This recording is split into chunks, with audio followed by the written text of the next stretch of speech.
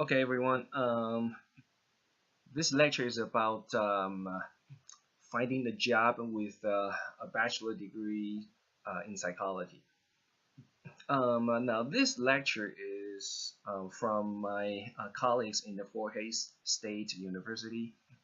Because and I modify a little bit. To be honest, I spent all my life in academia, so I'm not so familiar with a job market.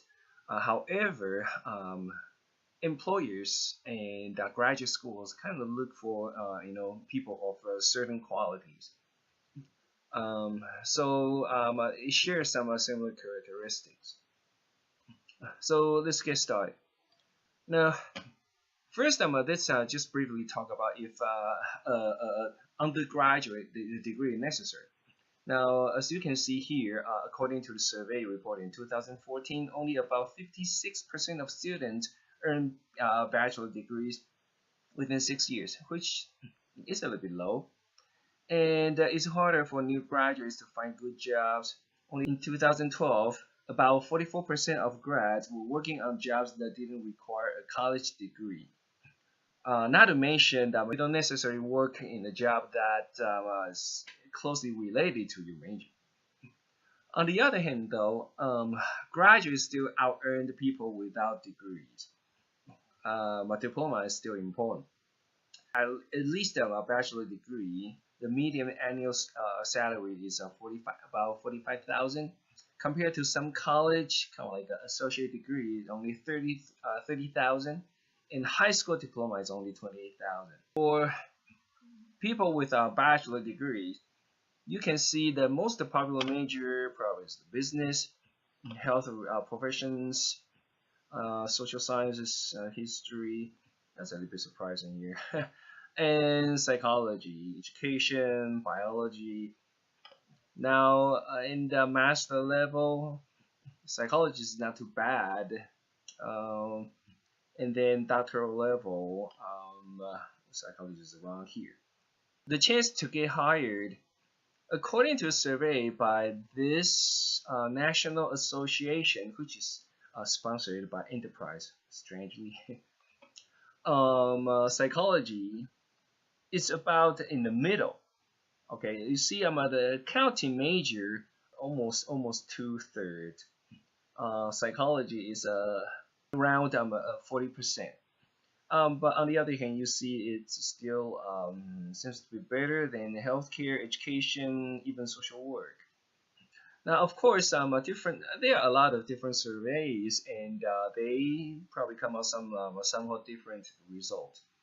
But from most of the survey, you can see psychology is kind of like in the middle. Employment with a bachelor's in psychology, as you can see, about 40% of the people work in the job that's not related to psychology. And then about 35% is somewhat related, and less than 30% is closely related. Um, uh, because in psychology, with a bachelor degree, you don't have a lot of options. On the other hand, if these two combine, it's still much more than this is not related. The jobs in psychology include like a clinical or counseling setting, school psychology, legal, forensics. Now, in my opinions, this probably is not so much closely related to psychology. This is more related to psychology. Though with a bachelor degree, um, you probably will be supervised by a licensed therapist. What you can do probably is not too much. Neuropsychology, IO, and consumer psychology. This especially these two fields seems to be blooming. For neuropsychology, there are a lot of different subfields. IO, with a bachelor degree, again, you probably cannot do much. But if with a master or even doctoral degree, you can be a consultant. I think it's doctoral degree, and you make a lot of money from this. I know some IO professors. They told me that when they were working in a company, they make probably like double of what they made in the school. Consumer psychology is quite popular as well. What do you need in order to land the job? This is pretty much a common sense. You need to have good judgment. You need to be ethical, respectful. You need to be a team player, and I can emphasize enough how important it is. Sometimes I will see some people just say, "Oh, this task I don't want to do it. I cannot do it." You give this kind of excuses and they leave a bad impression on people. Okay. High integrity, and you need to have some decision making ability, plan ahead. Critical thinking is quite important as well. Communication is one of the keys, especially written communication. And to be honest, here in WMNU, I see a lot of students that need to improve this skill. Alright. Of course, also the oral communication ability is important. You need to be able to stand up and defend your decision, and you need to know your target audience. So, of course, there are some essential function skills. You need to have positive attitude, professionalism. You need to have EQ. Especially dealing with annoying people. Yeah, they're everywhere. Need to receive well constructive criticism. Okay, be flexible. Have self-awareness. Some certain domain knowledge is important. So first, you see here, understand some basic statistics. Now we're not telling you you need to know the rationale of a t-test, ANOVA, but you need to have some basic skills. So for example, when people say significantly different, you know what that means. It doesn't necessarily mean the difference is important, it's really big. It's just say the difference is less likely due to chance. And some basic calculation skills. I've been teaching statistics for a while, and my feeling is a lot of students, it's not necessarily they don't have the skills, it's just they have this is statistics or math phobia. Try to relax. We are not asking you, to know everything, but you need to present some, basic skills. And of course, you need technical knowledge related to jobs. You need to at least know how to use Excel, some basic stuff. This is kind of like closely tied to statistics. If you know how to use Excel to present some basic data, you are in good shape. All right. Also, understanding of the current field. What will get you fired? Lack of work ethic. This is broad, but I think everybody knows what it means. Ineffective written communication. You need to polish your writing skill. Failure to follow instructions. Missing deadlines. See, in my class, I always tell students no late assignments will be accepted. And I'm not being, the jerk, because the real world is like that. They don't even care about your excuse, even if it is valid or not. Okay. All right. So, ineffective in teams, again, as I said, the team player, and ineffective verbal communication. Searching for a job. Of course, right now, usually people start searching using online application, and you post your resume online and hope people will notice. So you see, online application will scrape your resume for keywords. In your resume, you need to carefully select the keywords to present yourself. Also, of course, the networking. Try to make that human connection ahead of time, so they are looking for your application. So, for example, you apply for a company, you submit your application, your resume. It will be a good idea just make a phone call, to present yourself. And, besides that, if you can, join local professional organizations, do networking, go to happy hours and professional development meetings. The key is to get to know more and more people.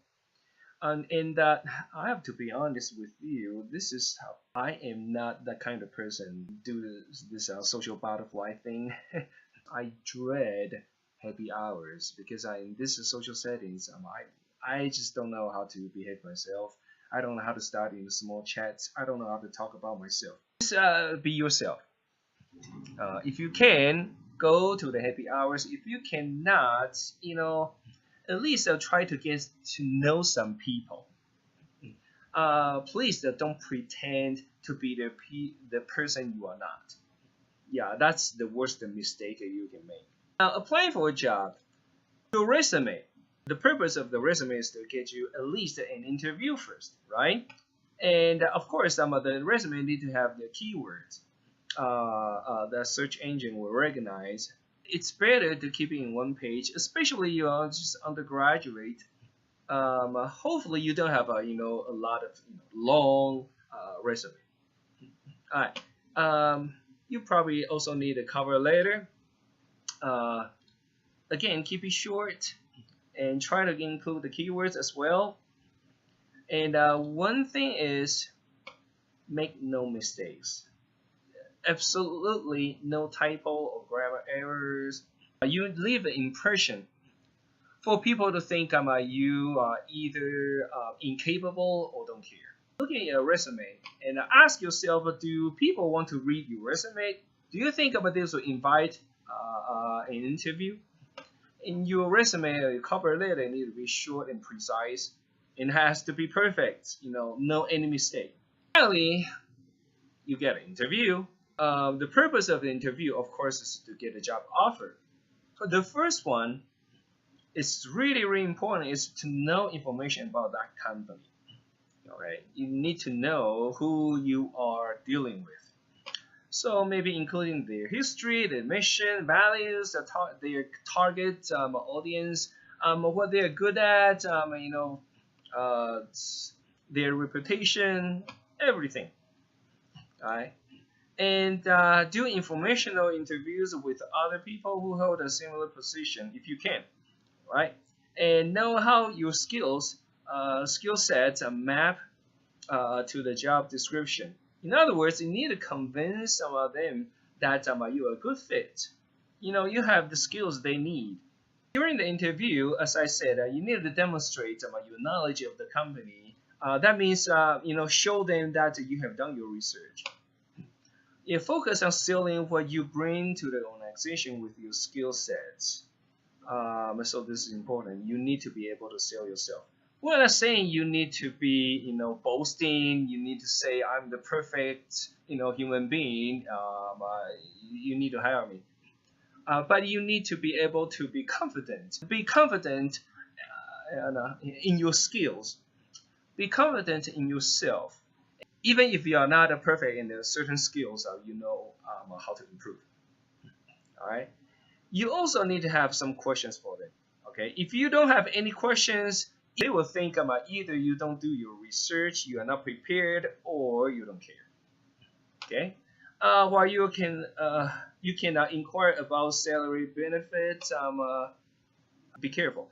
Well, actually, my suggestion is during the interview, try not to bring that up. Okay. I remember years ago when I was in this job interview on campus in a certain really good school. I made that mistake. I asked them about the salary, and they just reject me right in front and say, "We don't talk about this right now." Okay. Luckily, I still got offered on that job.